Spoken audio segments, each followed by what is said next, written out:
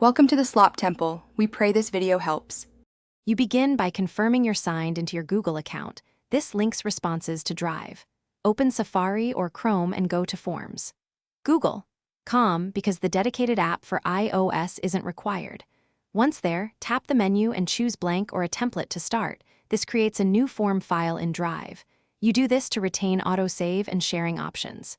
Make sure to allow browser pop-ups if prompted, so editing tools display properly. Now you add content.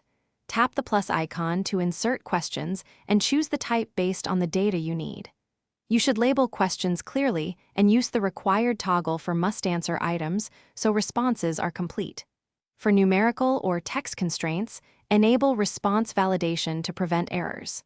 Once done, add images or videos when context helps respondents. Make sure to preview the form with the eye icon so you see how respondents experience each question.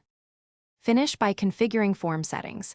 Collect email addresses, limit to one response if needed, and enable editing after submit only if you intend. Tap Send to share via link, email, or embed. Copying the link is fastest from mobile. To analyze answers, link responses to a Google Sheet which updates automatically.